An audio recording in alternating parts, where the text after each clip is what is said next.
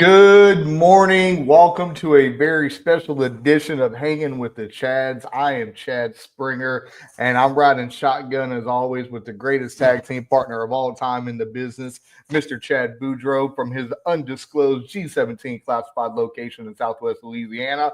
Boudreaux, how the hell are you doing today? I'm great, man. Great.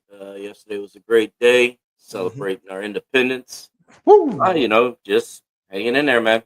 Hey, make sure finger and toe check real quick. Make sure you got all your fingers and toes. I'm good, man. I'm not putting my Oh, feet up there, but I got well, my fingers. it kind of blurred a little bit. It looked like you was missing a finger. I was like, wait a gosh darn minute, that stupid background you got going on. I got all mine. We're good. Hey, it's a great day here in Central Florida. We're waiting for that weather to hit later, like always. But we're gonna have a great show. It's gonna be awesome. But before the show begins, we got to get into some some very sad news. And Boudreaux, I want to let you take the lead on this since you are our European, American, and international football guy. We got some tragic news coming out of the Premier League in Liverpool this week. If you want to hit that for us. Yeah, I just want to take a moment of silence for Diogo Jota. Passed away on the third. He's 28 28. years old.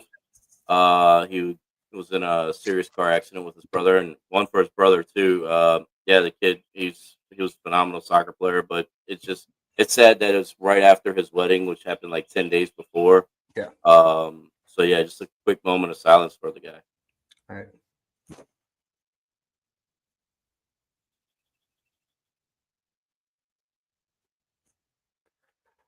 Rest easy, Diego. You'll be remembered not just for your talent, but also your passion over there on the pitch. Thoughts and prayers go out to not just your family, your friends, but the Premier League and everyone that you're associated with. You know, Godspeed, and we just hope that your family is making it through. Uh, so let's take away. We're gonna keep it in sports here. We're gonna we're gonna get into a little baseball news here, starting tonight. We found out who some of the All Star game starters and everything were this week, and that's amazing. But the biggest news right now for our sports update is we got three baseball players who got 30 or more home runs entering July and going into the All Star break. Leading the way is North Carolina's own Cal Raleigh. Then we got the judge himself, and then of course we got Shohei. Hey, is this going to set up for a summer of '98 where we're on a little majestic run there? I know Cal Raleigh set the Mariners record for most home runs before the All Star break, breaking the great King Griffey Jr.'s record.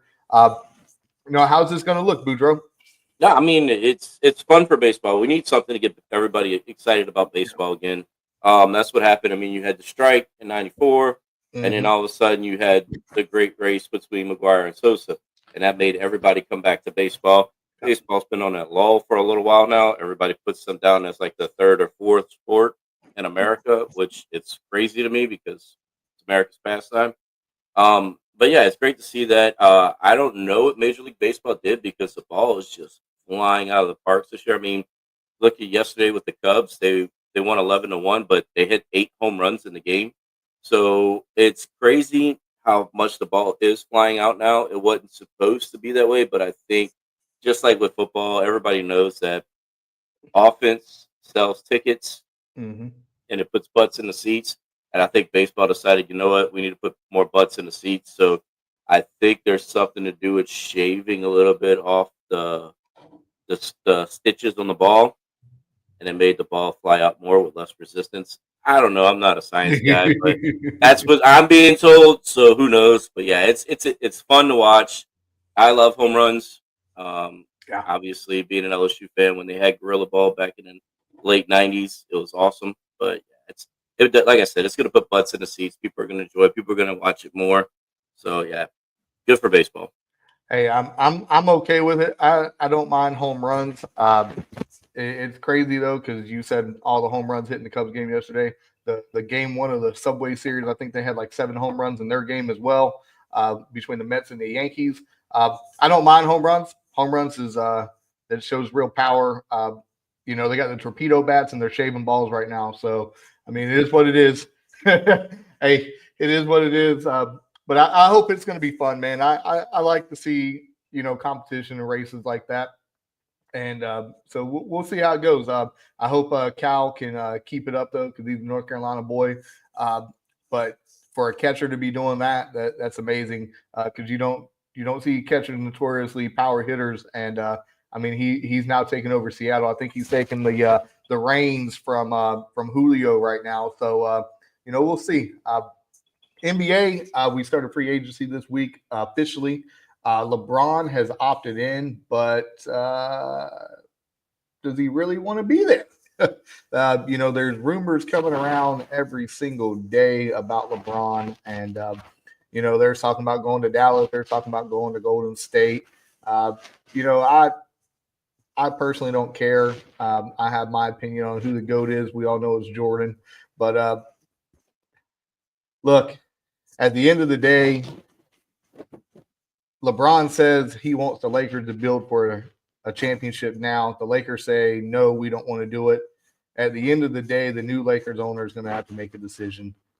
And I think this is just LeBron's way of getting out of the situation. What do you think? I don't know if he's going to get out. I mean, the Lakers have pretty much bent the knee for him since he got there. Everybody does, though. I know, but it's like he sits there. Yeah, he tries. He's trying to build the super team. He keeps trying to build a super team. They keep bringing everyone for him, but at the end of the day, he's the one who's got to be the one to step it up. Like, you can't just keep relying on everyone around you. That's what he did in Cleveland. That's why they won in Cleveland. It was because he had to carry that team the whole time. And now all of a sudden, it's like, oh, I can't beat anybody, so let me just bring in. Mm-hmm. But you can't just bring in and then all of a sudden I'm gonna take 20 games off during the season. Like, it doesn't work that way. You've got to build that camaraderie. You got to build that trust with your players. So I think they're going to, because the new owner's there's a reason he spent all that money for that team, and you get LeBron out of there, the Lakers aren't going to have that big. They're still going to get your icons, your stars to go there, but you're not. Your layman fans are not going to be like, oh, LeBron's coming to town. Let me go watch the Lakers play now. It's not going to happen. People are going to fill the seats, even though it's LeBron. Like we talk about, MJ is still the best, but literally, like, people want to see LeBron play. Just like even with Curry, like, he might not be the Curry of old, even though he's still out there cooking it up. It's not. People still going to want to see Curry and what kind of shot he could throw in there. You take Curry out of freaking Golden State, people don't go to those games anymore. Yeah, so the Lakers are going to still the new owner's going to want to keep LeBron somehow, some way. That's all I'm going to say. Yeah, but how do you build on that team though? LeBron's making $55 million right now. In California, that's like $12 million after taxes. But you got Luka. They just signed Ayton. And if I recall correctly, they got the top 3 picks from that Luka and Ayton draft right now. Like, pretty much, yeah, crazy. But at the end of the day, I think LeBron's on his way out. I think he will not end the season as a Laker, and I think out of spite, the Lakers will send Bronny back in as well. I just got that feeling, man. I just got that feeling, and so we'll see. We'll see. It's setting up to be interesting. Free agency, really. KD just going to Houston and the trade. I mean, nothing really crazy has really happened other than Damian Lillard getting waived after coming off an injury. I don't think Giannis liked that too much. Could Giannis be the next piece to fall?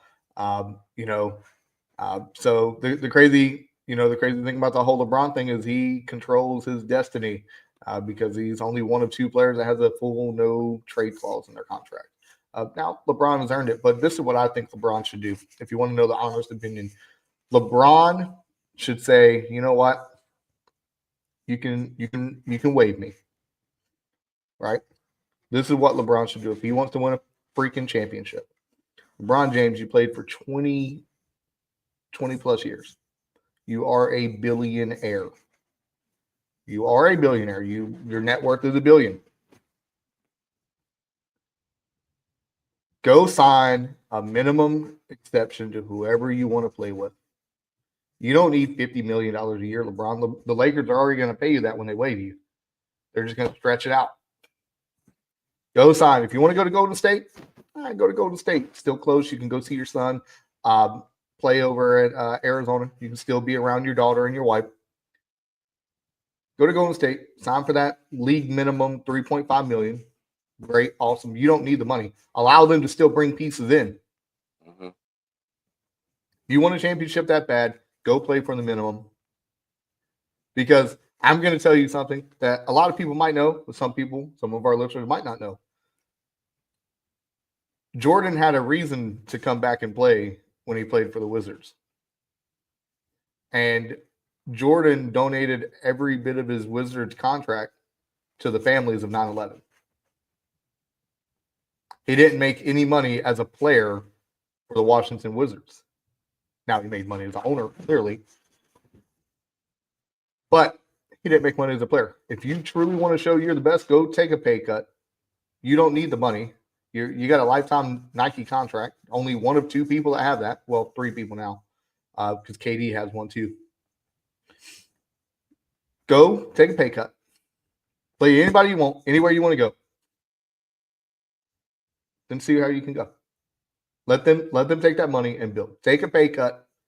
And it's not really a pay cut because you're still getting paid your $55 million once you get waived. It's just not this year. The problem with that, though, is that what it does, and this is just the business side of it, is that the players, like the player association, would not agree to that. Because if you take a player that's up here and now all of a sudden he's going to take a pay cut, it's going to tell the owners that, oh, I don't have to pay all these other players at this range. I could pay them down here. Because if they don't accept it, I could just turn back and be like, LeBron did it. And that's what happens. That's the reason why some of them have to go up to that level. Now, some of them don't. Like Drew Brees did the same thing in New Orleans. He took a pay cut, and that way they could build a team around him. Tom Brady did it every year. Yeah, Tom Brady does. There's players that do it, but the Players Association does not like that at all because it takes that high level play, and agents don't like it either. But it takes that high level pay out of it now, and it brings everything back down. Do you think the NBA Players Association is going to care if LeBron James does it? If it's just LeBron James? Think about it. Who's the president of the Players Association? Chris Paul still, right? I believe so, yeah. That's his best friend. I know, but I'm just saying, like, the Players Association, like, the players themselves aren't going to like it because now they can't reach for that high pay. That's like what happened, like, A-Rod gets paid so much, and then everybody else gets paid but LeBron's on his way out. His best years are behind him. We admit that, right? Right. Oh, 100%. But you don't get paid for. You don't get paid. The way the league works is you don't get paid for what they see for the future. You get paid for what you've done.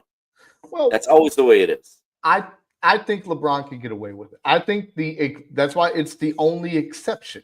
He is the exception. It's not like KD. You know, he don't want to be in Houston all of a sudden. Cut me, I get my money, then go sign. It's that's why he has to get waived so you can sign the league minimum. Don't get me wrong. I agree with what you're saying. Like, if he really wants to win a championship, he needs to cut back how much he's getting paid so they can pay others. No, it's not that. It's when you get waived. No, so I know you still get the money. Yeah, I get that. Yeah, so I'm saying he can sign for the league minimum. If he gets waived, I think that's what it's going to be. Him and Rich Paul, his agent of Clutch Sports, is going to say, "Hey, you know what? We want you to release us. We'll let you." Because what happened? They've seen that Dame Lillard one, where they're still going to pay him that $55 million or whatever it is over the next 5 years or whatever. Hey, stretch the money out. Cool, we don't care. Waive us. Let us go sign for a league minimum somewhere, and we're good. Because now. Here's the tricky part about that. If you get waived, you can be claimed. If you get claimed, the team that claims you, takes the contract. So imagine LeBron's like, you know what? Waive me. The Hornets swoop in and pick up LeBron. That's the whole point of it. That's the reason why you're saying this. You want LeBron to go up to Charlotte. I got it now. I understand what you're doing. That would be an ideal destination right there. All right. Speaking of ideal destination, hey, F1, the British Grand Prix, they're over at the Silverstone this weekend. what's our outlook looking? How are we going to be looking this weekend? It's just what it's been this year, man. At first, during the first practice, you thought, okay, Lewis is back in at Silverstone. He's gonna take it. He led the first practice, but then here comes the McLarens again. It looks like the Red Bulls are struggling a little bit now. With Max, I think he was fifth fastest in the second practice. I didn't get a chance to look at it this morning, see where it was in third practice. But yeah, I mean, it's gonna be what it's been. McLaren is just so strong at this moment. You never know what's going to happen, obviously, when cars are going around at 200 plus miles an hour. But, dude, it's McLaren's season. It's going to take a lot. Everyone's going to have to put in some upgrades. They're going to have to work kind of together to get past the McLaren. So I think it's going to be the two McLarens. And then honestly, I think Lewis Hamilton's going to come out third, or one of the Ferraris come out third, and then Max is going to be sitting there wondering what to do. Yeah, I look forward to it. The race is tomorrow in afternoon, I think, if the British time right is correct. And, speaking of tomorrow, hey, speaking of America, the USA men's soccer team, they're in the Gold Cup final against Mexico. It's going down in Houston. I think this is good for USA men's soccer. It shows progress, and it shows that we're finally coming together and going back to being a dominant soccer force. And it's the CONCACAF. Yeah, I can't say that. So CONCACAF Gold Cup. CONCACAF Gold Cup. It sounds like an acronym from the Marine Corps that means something crazy, but whatever. Boudreaux, give us your insight on that. Yeah, so here it is, the biggest rivalry on our area when it comes to soccer, U.S. Mexico. Everyone thought this was going to happen. I was a little scared, first of all, because U.S. came into the tournament on a 4-game skid, lost the last 4 games before they came into the Gold Cup. And then if you look at the roster, we're missing all our big guns, like Pulisic not there. So it was nervy to start with, but they came together. They did what U.S. does, and it was shown during the quarterfinal match that the one thing that U.S. still has over everyone, even though we may not be winning the World Cup every year or even really considered to be one of the top dogs when it comes to soccer, is that we, speaking of being July 4th, we inherit that fighting spirit, that you're not going to come around us and you're not just going to walk all over us. And the teams that succeed and make it to Gold Cup finals, make it to knockout stage of World Cups, win Nations Leagues, the U.S. teams that do that, they embody that spirit.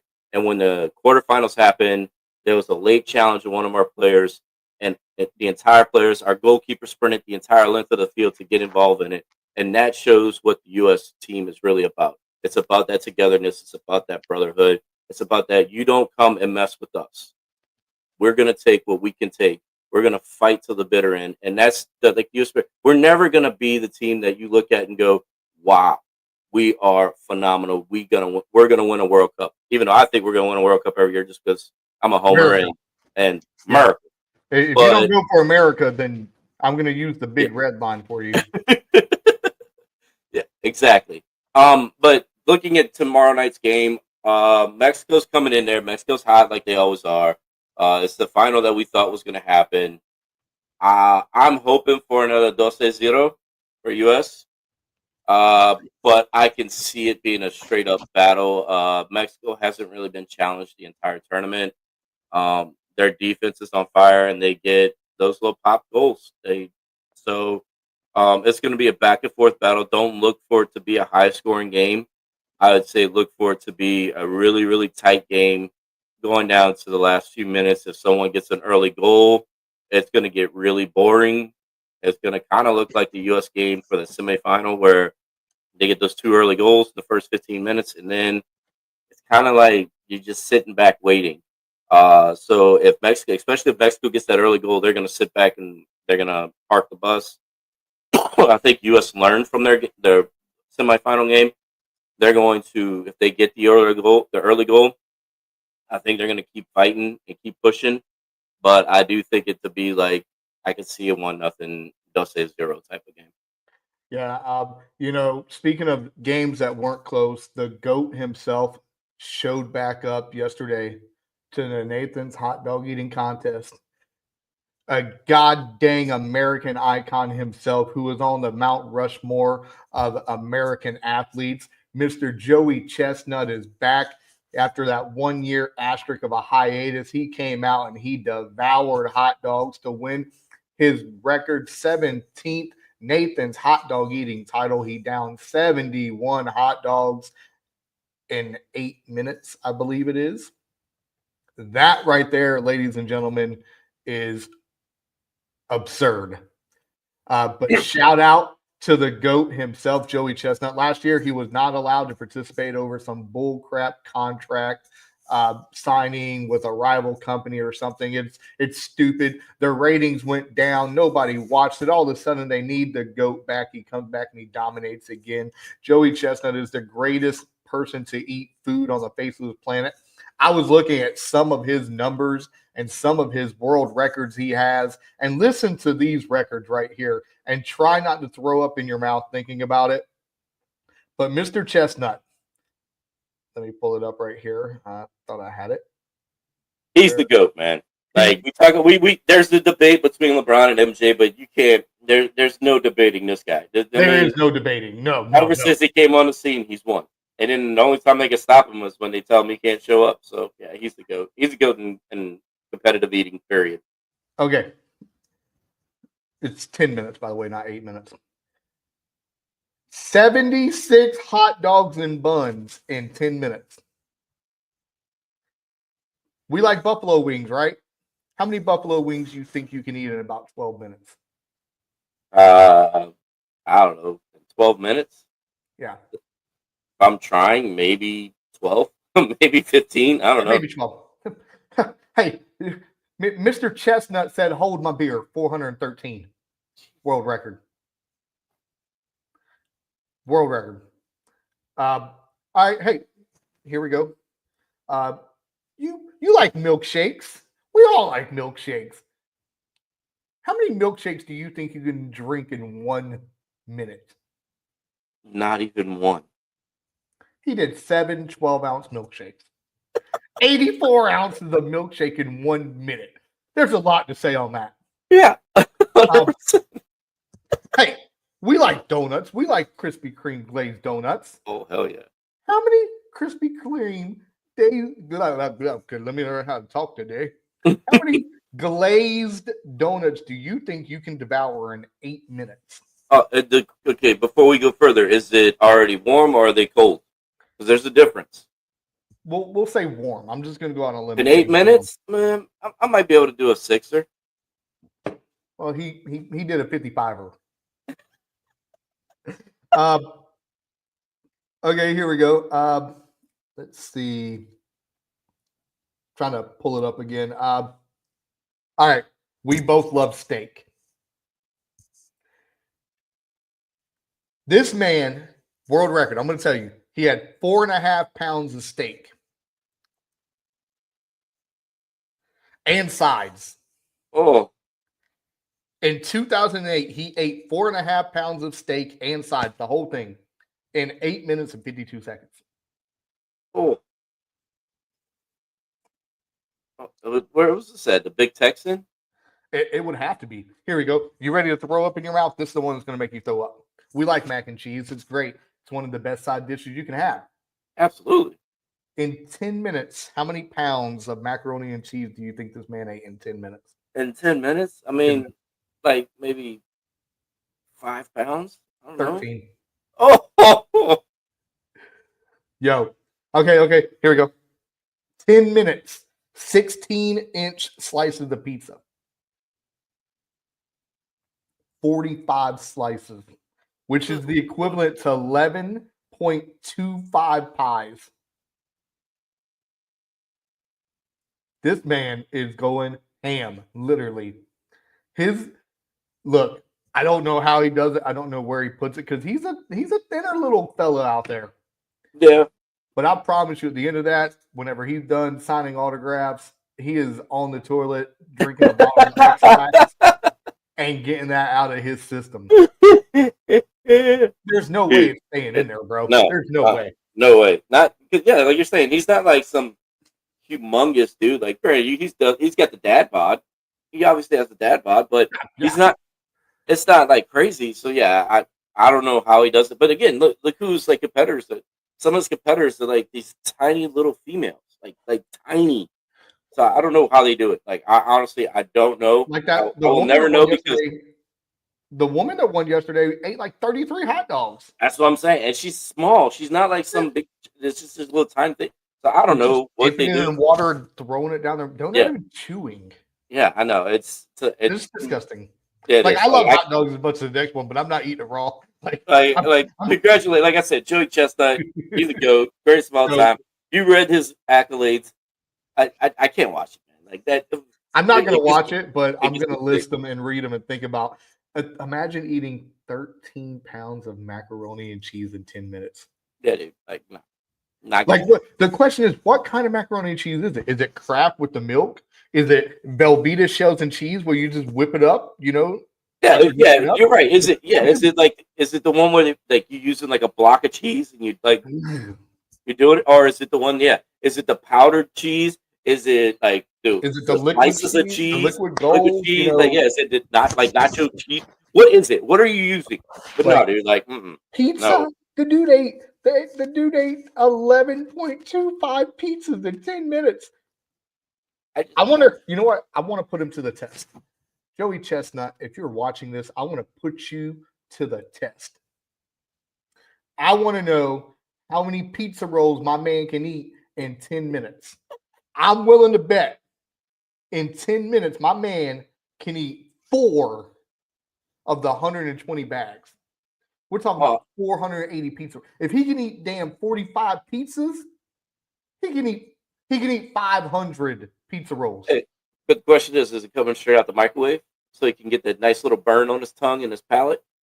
No, we're gonna make him perfect in the oven and just start stacking them, bro, and just say go.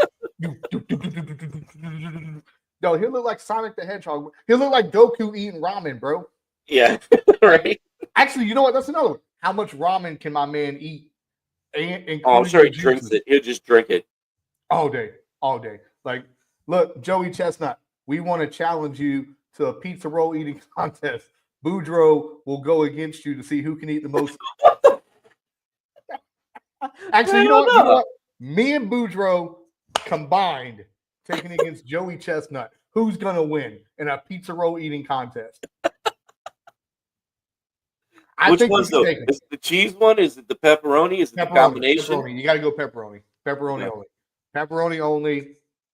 You know, just go. I think me and Boudreaux combined could take Joey Chestnut. Can I throw in a ringer and throw my daughter in there instead because that's what she eats? Absolutely. You know what? We get to pick a team of 6 people, and we probably still wouldn't beat him, even though I'm saying we are going to beat him. We probably still wouldn't beat him. No. We probably still wouldn't. And so, listeners, if you're listening, if you want to be in the Joey Chestnut versus Hanging with the Chads Pizza Roll Challenge, let us know, because we are going to take his title from him. We are going to be the ones to eat the pizza rolls here. Because, yeah, you can throw your kid in there because I'm sure she can throw down a lot. I'm going to find someone, I'm just going to find someone that's going to throw him down with us and just be going. Speaking of throwing down, if you guys have been living under a rock, you have no idea what's about to go down on the White House lawn in 2026. Ladies and gentlemen, it has been confirmed that the UFC will hold a major UFC event. Obviously, if it's going to be at the White House, it's going to be major at the White House on July 4th, 2026. Ladies and gentlemen, I just want you to know the rules of this show is we are not political. We don't speak about politics. To be honest with you, I can give a shit about politics. It is what it is, and it ain't what it ain't. But let me explain something to you right now. I am going to throw this out there.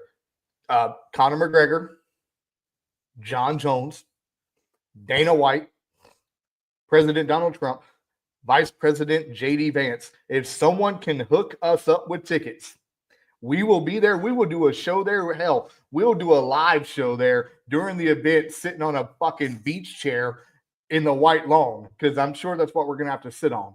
But hook us up. We want to be a part of this. Ladies and gentlemen, a UFC event going on at the White House. Do you understand how many clearances is going to have to happen? ain't none of the Russian guys coming. You're not going to see. Yeah, it's only going to be Americans. Conor McGregor might be the Ireland president. You know what that means? It means that Putin's going to have to fight somebody. Right. Like, ladies and gentlemen, let me explain it up to you. This is going to be the greatest spectacle. The prices are going to be outrageous. We can't afford them. I can't wait to see Billionaires Row sitting out there in some of them flimsy white plastic lawn chairs with a little plastic table around there, you know, blowing all our crap everywhere on Billionaires Row. Joe Rogan, shout us out. We need tickets. Daniel Cormier, we need tickets. Hook us up. Media passes, something. Let us be a part of this. Let us be a part of UFC at the USA 250 at the White House. This is going to be amazing. It is going to be, look, man, John Jones is coming out of retirement for this. He retired for 2 weeks. The coach said, "Fuck it, I'm in, baby. Let's go." Yeah, dude, it's gonna be awesome. Like, I thought it was funny when Trump said it. I was like, "What are we talking about here?" And then last night I was just surfing through X, and the next thing you know, I was like, "Oh, UFC said, yeah, it's confirmed." I was like, "Whoa, yeah, we need to get on this. Figure out how to get to that one." They got 365 days to figure out the logistics. Like, what are they going to have it at the West Lawn, the North Lawn, the Front Lawn? What's they're going to have it across the street? They said it's going to be on the White House grounds. You know what? Go in the Oval Office, move everything out, and put the cage in the Oval Office. The Oval Office is big enough for the cage, and just have them coming through their own little doors. Right. You know, like during COVID, nobody was in there except the fighters and the teams. You know, oh man, I can't wait for this one. This is every week I'm going to shout out the same people and just try and get them to either like the tweet. I think we got a better chance of getting JD Vance to hook us up because he's a Marine. So Vice President Vance, come on, brother, hook us up. Semper Fi, brother. You know, hook us up. But at the end of the day, I think it's going to be fun. Speaking of fun, real quick before we get into our break and get on with our theme for July 4th, we got to shout out the old St. Augustine Strikeouts. They're heading up to Pigeon Forge today to take part in the 2025 Gold Rush Week long experience, the Cal Ripken experience. Y'all boys better stay locked in, loaded up, and ready to hit some dingers. We had a lot of dingers last weekend, buddy. There's a video out if y'all want to go check it out on TikTok and YouTube and everything. So good luck, gentlemen. Come back with some dingers, come back with a win. And, if you notice, we're wearing our gear. Just to give everybody a little information, all of our shirts are on sale for $15 right now on the website. Get them while they're hot, get them while they last. Support the show. That's the best way to do it. All the proceeds we get from these shirt sales and hat sales and all that, it goes back to giving back to the community. We want to start giving back a little bit more. So, help us out a little bit. And at the end of the day, we appreciate you hanging with the Chads. We're going to take a quick break real quick, ladies and gentlemen, and we'll be right back to get started with the day. So we appreciate you hanging with the Chads. I'm Chad Springer with the greatest tag team partner ever, Chad Boudreaux. We'll be right back.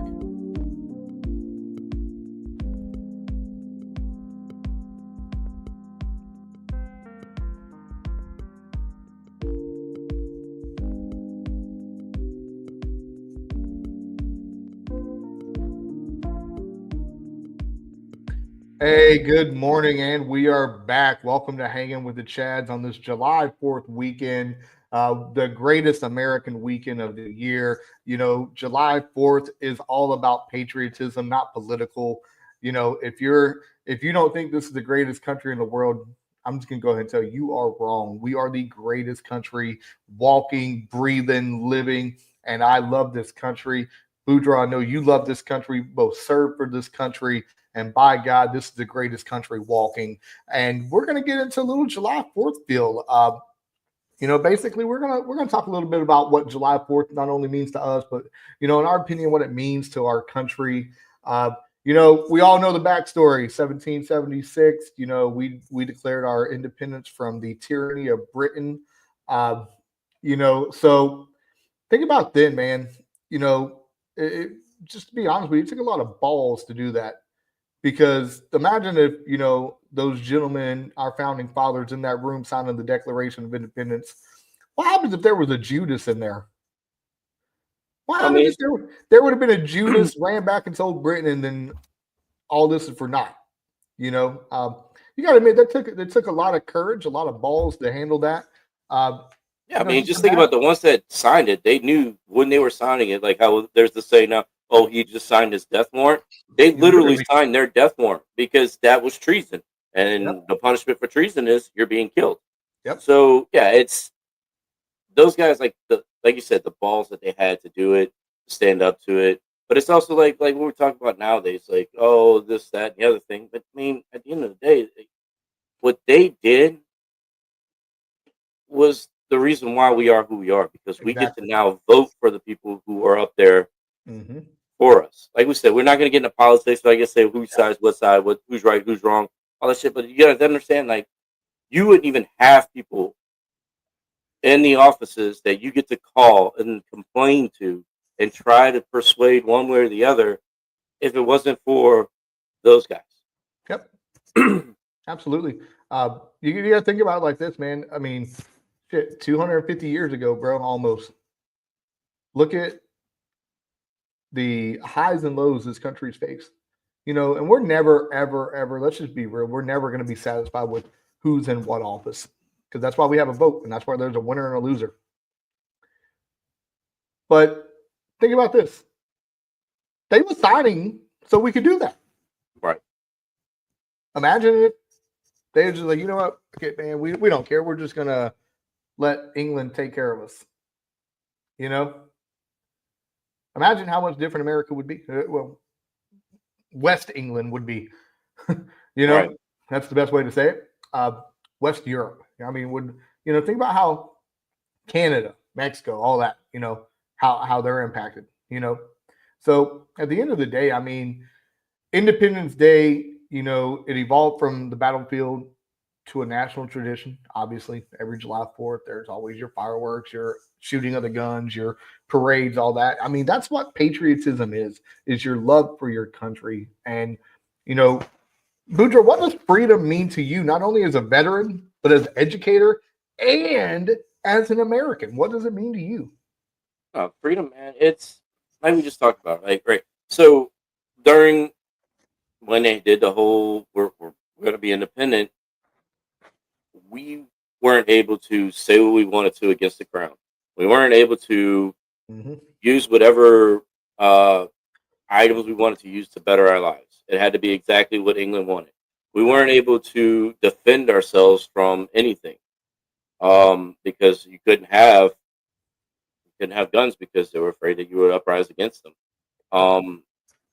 Yeah, it just means that we're able to experience the things that we experience when we want to experience it and how we want to experience it. Yep. We're able to decide what our future is. We don't have to sit back and be like there was in the past. Now, I don't know if it's still like this around the world, but at some points, there's some types of governments where when you're born, they're told you exactly what you're going to do as your job. And that's all you did. You're either going to go work on a field. You're going to be a car mechanic. You're going to be, they told you when you were born, or it had something to do with what your family was. And you were just going to keep that tradition going. Here in America, it's not like that. Here, you could go to school. You could figure out what you want to be. Yeah, for some people, like I said, we're not going to get political, but for some people, it is a little bit easier because of what family they come from. But that doesn't mean you can't go do that. It just means some of you are just going to have to work maybe a little bit harder. Yep. So that's what freedom is. Freedom to me is just that we get to decide as not a country, but as you as a human being, as an individual, get to decide what kind of life you want to have. like I said, you're going to have to work at it if you want to be the be all, and you're going to have to sit there and you're going to have to bust your ass at everything you do. And that's what we tell our kids all the time. Like, it's not easy. It's going to take hard work to get where you want to be. But at the end of the day, you get to make that decision. There's no one really holding you back if you go out there and you work hard for it. And that's freedom. Yeah, man. Freedom, you hit the nail on the head, man. Freedom is exactly what our founding fathers was trying to create, you know, the freedom of speech, freedom of expression, freedom of religion, freedom to do whatever, you know, because that's what in reality, I like being able to wake up every day and do whatever the hell I want, basically, legally, whatever I want to do. Because one thing I don't ever want to do is go to prison or jail. That's not for me. So at the end of the day, I like the fact that I was able to freely join the military and not, although I am a very big proponent that I think most 18-year-olds should have to do some sort of military service to help them grow up a little bit. But I had the freedom to join the military. I had the freedom to go to college. I had the freedom to provide a better life for myself and my family. So freedom to me is just being able to express yourself, you know, because you hit the nail on the head, man. Look, some of them countries you can't go on Twitter and talk shit about that president. you can't go on the old Facebook page and create a 5,000 character message about how mad you are at certain political offices in your community. Okay, nah, done over. You know, there are some countries out there where, you know, a certain sex still don't got equal rights. You know, there are countries out there where women still can't drive cars.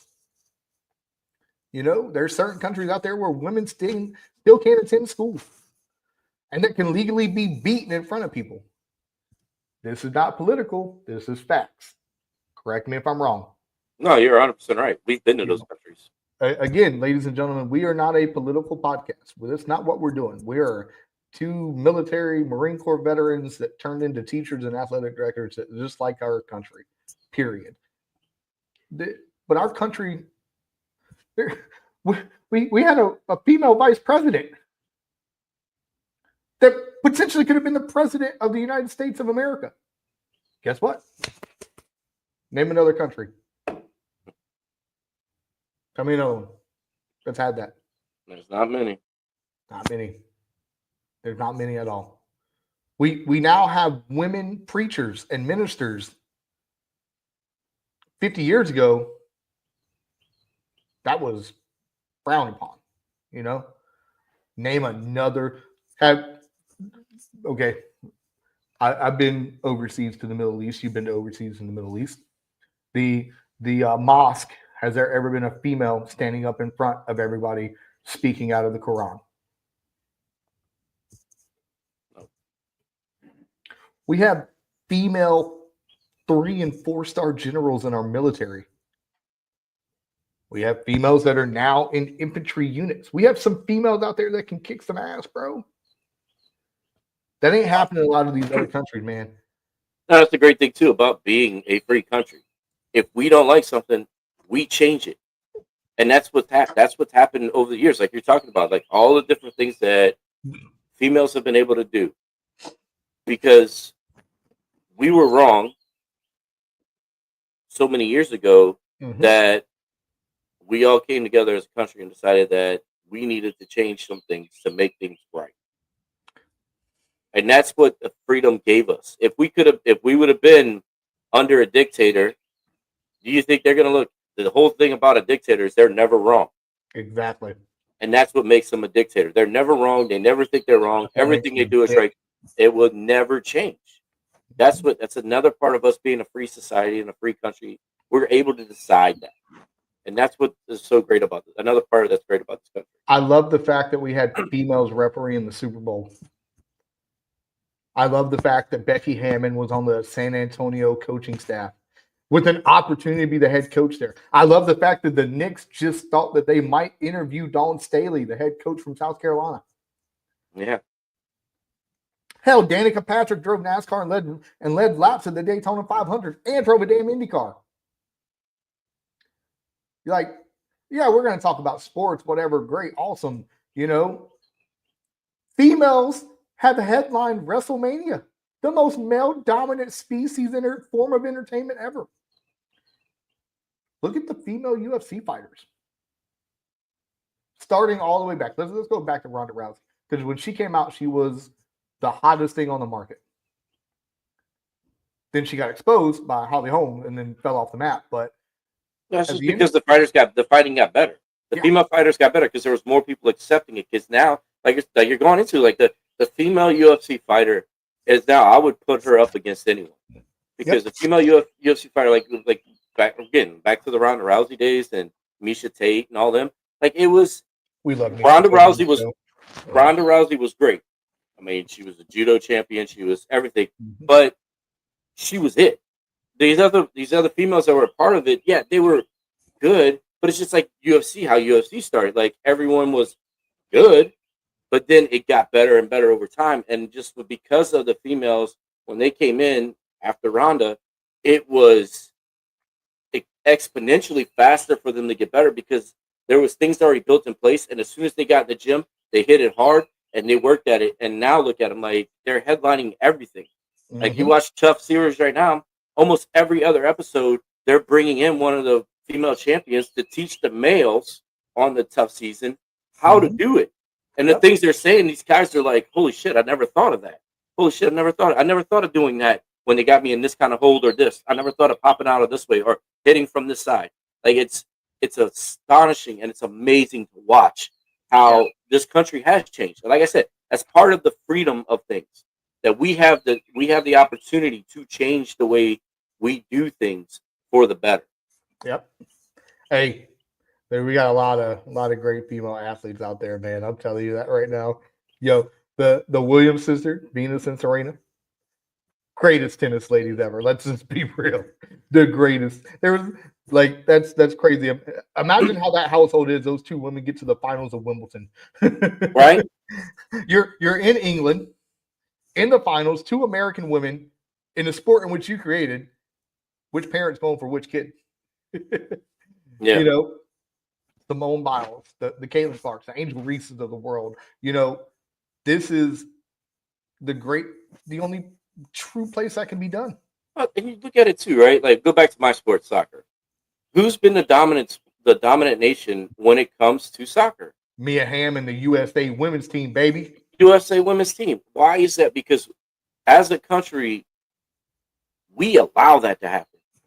We allow women to express themselves. We allow them to be able to do the type of things, to get the proper training to do those things. Where if you go to other countries, they're so far behind the eight ball that they're not able to compete with us. Yeah, every once in a while we might lose one, but we are so far ahead when it comes to the changes that we've made for female athletes. Yep. So I think that's the biggest thing, because that's country to country now, and it's team country to country. Now, granted, when you go to these other sports, like tennis, like you won't get like Coco Gauff. She's great, she's fantastic, but again, it's one of those things too. Ball bounces a funny way sometimes, and it could go one way or the other. You could have a bad day and you get thrown out, but she's still number 3 in the world, I think, right now. So I mean, we dominate on the women's side because of the changes that have been made. Yeah, it's crazy. You know, and we're just talking about athletic freedom. We're not even talking about the freedom of anything else. Women in America have the freedom to drive, freedom to do whatever job they want, freedom of anything, you know, and you know, that's what it is. Freedom, like with us being both veterans, how does our military service shift our views of patriotism? You know, whether it's symbols to sacrifice, you know, anything you want to share on that? So first of all, symbols. The American flag is a big one for me. Yep. And I understand, like, some people using that as a symbol of what they call the tyranny of America. But for me, if you've never either handed over a folded flag to a widower or a kid of a fallen hero, you have no idea what that flag means. Yep. Or if you've never seen it and been a part of it, you don't know what that flag means. So that's the biggest number one symbol to me is the American flag. Like, it to me, it's everything, and that's again, it's because of the things I've witnessed and the things I've been a part of.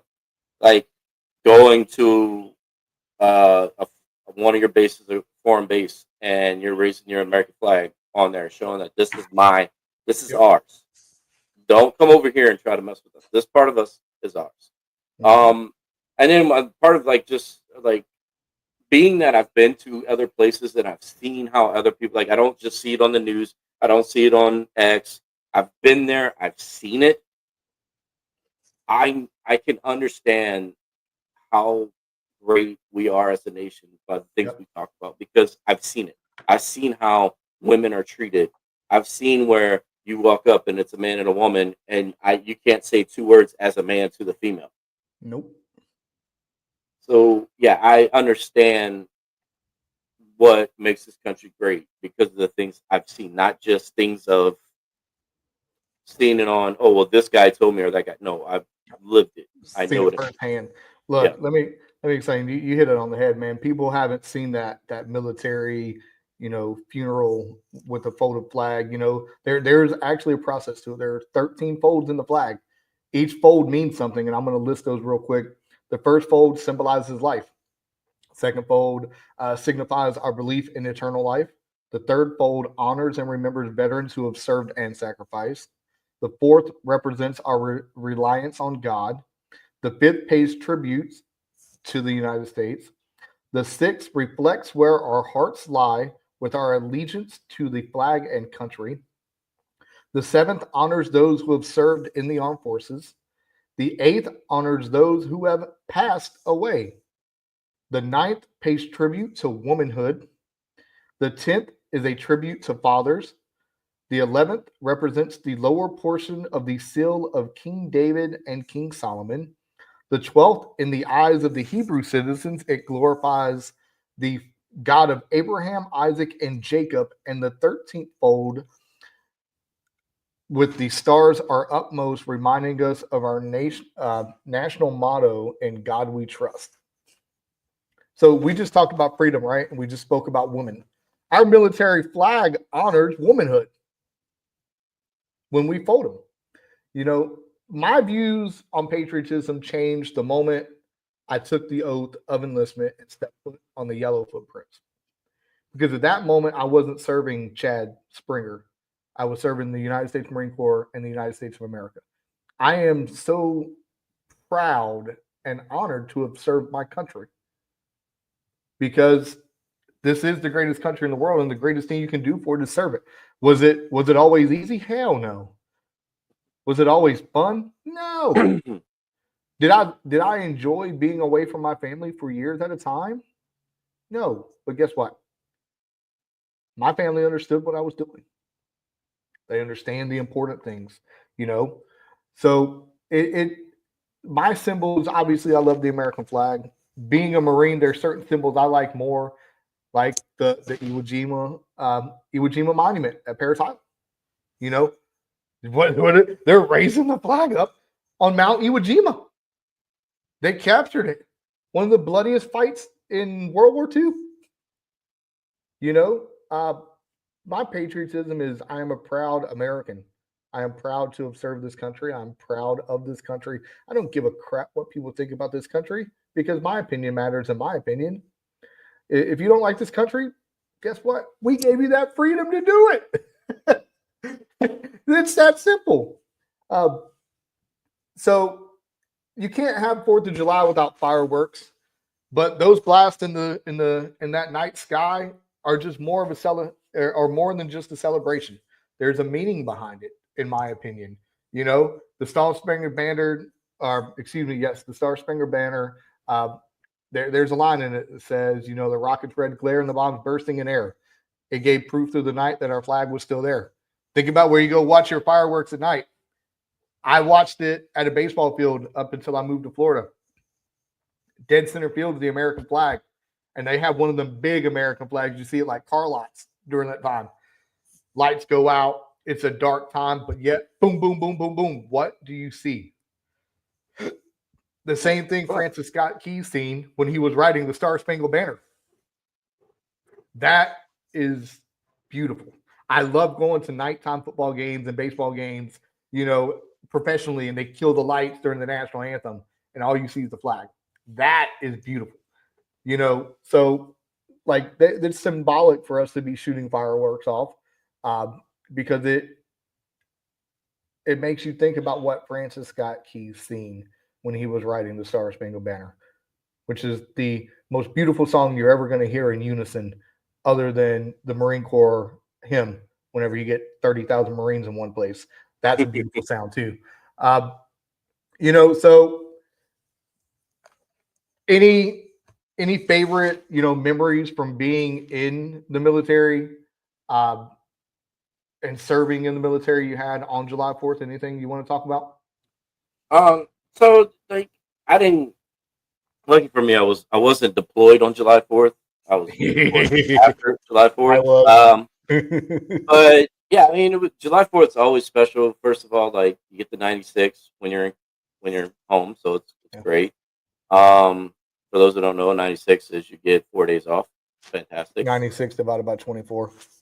It's 4. So, um, but it's like it was always going to either my house or my buddy Charlie's house, and we'd have a huge cookout, um, beer pong tournament, everything, and just having fun with the boys, and your brothers and sisters, and just sitting there and reflecting on the things you've done, which you've always every time you get together with Marines, it's always what you did.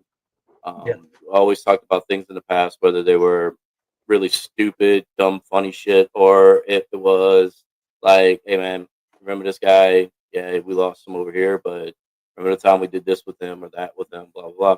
So yeah, it was those are my favorite memories from July 4th. It's just getting together, like trying to not destroy our fingers, and lots of adult beverages, but just hanging out with the fam, you know. Those are called daddy sodas.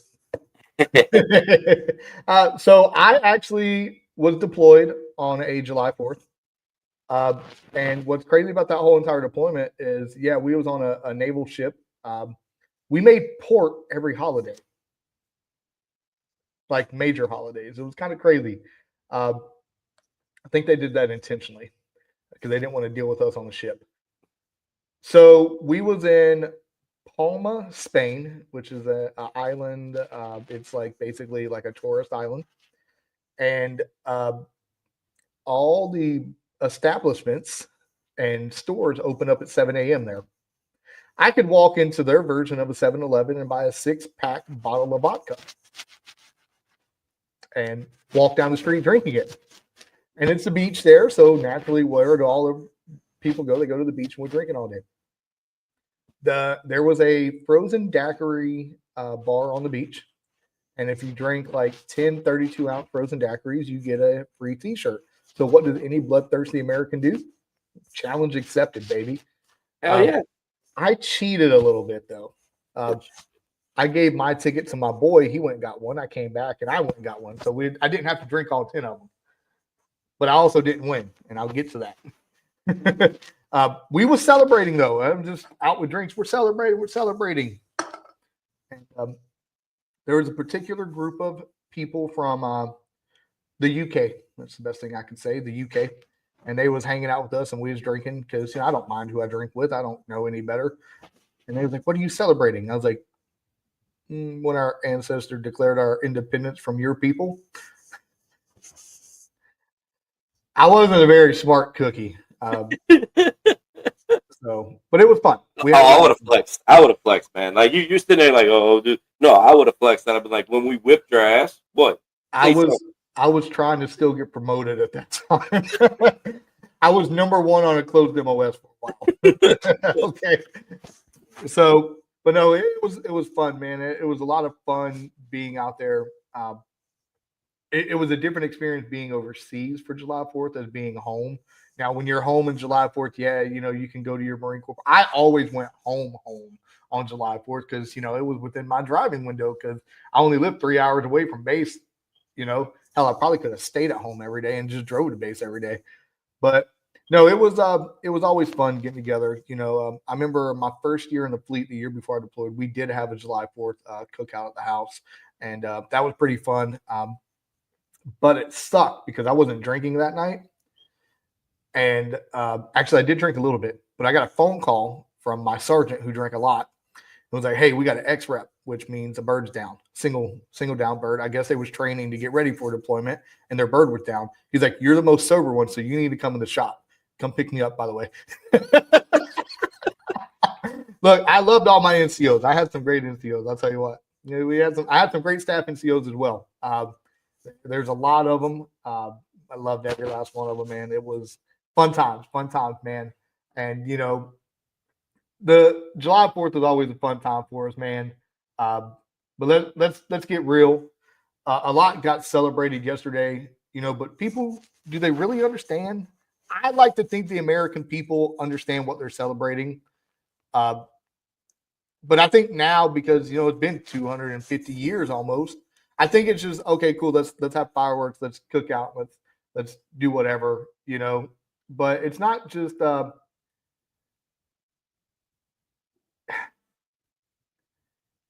it's a patriotism, but for me, it's definitely about your life after service. The battles don't stop. You got all your other stuff. You got your mental health, you got grief, you got VA claims, you got work, everything. But how do we support the military in meaningful ways, not just, ones that are performance based? What are like how are we still supporting the military?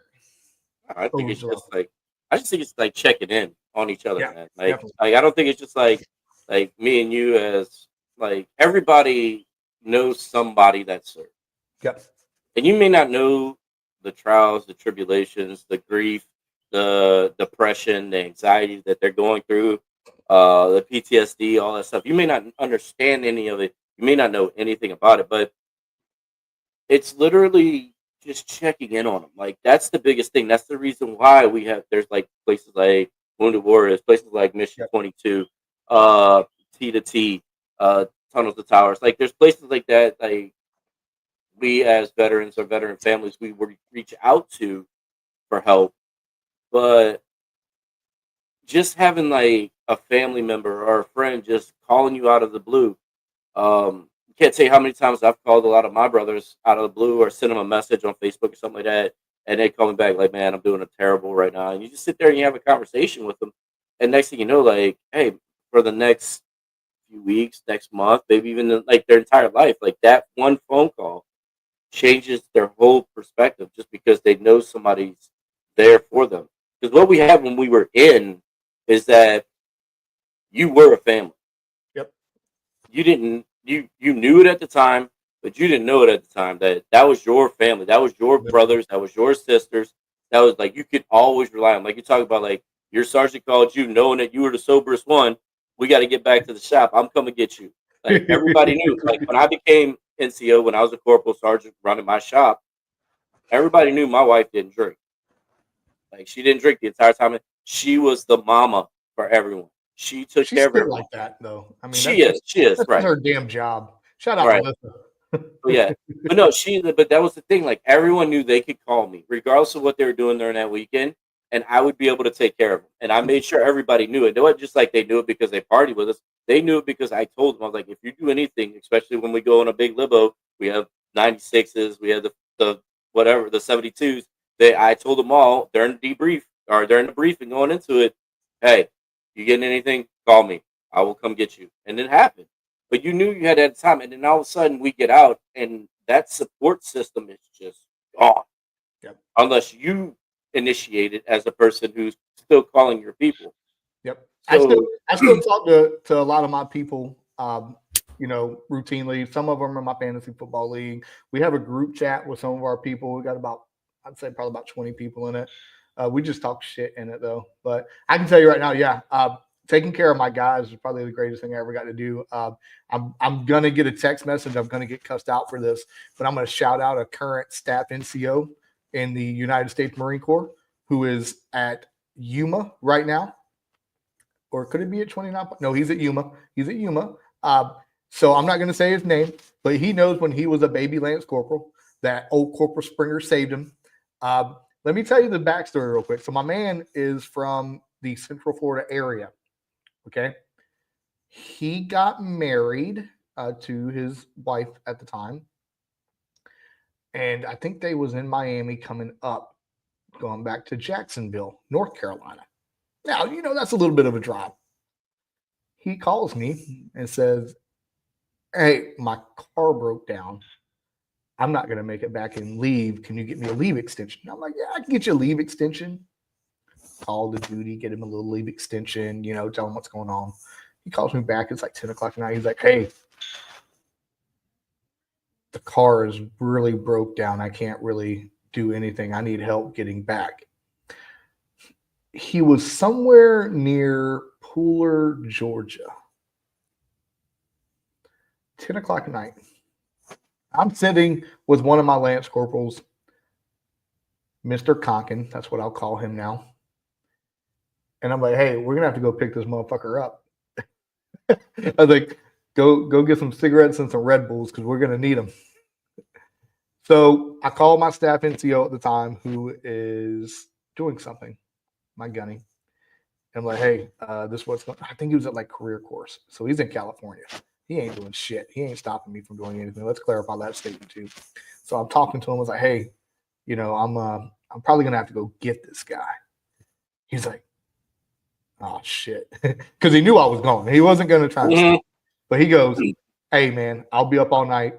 If you need me, call me. If you need to stop sleep, I'll call the duty for you and cover y'all. I was like, all right, I got Conkin with me. We're going to alternate. We're going to be straight. Yo, we drove Highway 17 or 1 or whatever it is from Jacksonville, North Carolina to Paris Island. We hopped on 95, went south to Pooler, picked him up, got in the car. We get this man in the car. He's like, oh, yeah, I forgot my wallet in Miami. I was like, hey, we ain't going to Miami, dog. We're going back home. Yo, so me and Conkin drove this fool back. He didn't even offer to drive. Not one time. The little jerk. I love him, though. He's one of my closest friends. I can say that about him. But this man got it back in days. We got it taken care of. And our staff sergeant at the time, Jonathan Aaron Riley, who's one of my closest friends, he looked at this guy and said, he saved your ass. You owe him your life. Yeah. Whatever. I don't care. I mean, cool, whatever. Like, this is my brother. Like, I do it for him. Not a lot of people I do it for. I got a lot of guys that I would do it for. And like this man, he ended up, and I talk about it all the time. I was like, the guy who you wouldn't think made it. Mm-hmm. Like, that always happens. Always. Crazy.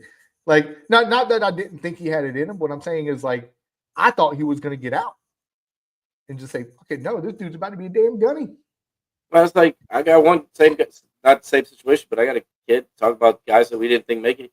One guy, like, he wasn't like the rough and tumble Marine like we all are, like we all just all think we are, put it that way. He was just like super smart, but he came through the ranks with us.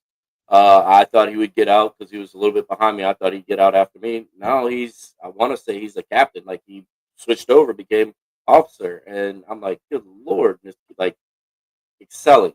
I was like, I didn't think he would make it. No, it just happens. Like that's what always happens in the Marine Corps, though, right? Like, it's always the ones you don't think will make it are the ones that just excel. Yeah, I love you, Johnson. Don't ever forget it. Love you, bro. I'm going to kick your ass in fantasy football this year. Don't worry about that. So, yeah, hey, man. But yeah, it is the ones that you always think, man. I love the guys I work, man. I still talk to a lot of them today. Before we wrap it up, we're going to shout out the folks that help support our show. Mike's 3D Printing, veteran-owned 3D printing business. Visit his website. Visit him on TikTok. He'll hook you up with everything you need. And then, of course, Oasis Health and Hydration, supporting vets with VA claims, hydration therapy, and full body wellness. Contact Lindsay at Oasis Health and Hydration at gmail.com. Before we end the show, we're going to take one quick break, and we'll be right back. Thank you for hanging out with us this morning. We appreciate your support. Thanks for hanging with the chat. We'll be right back.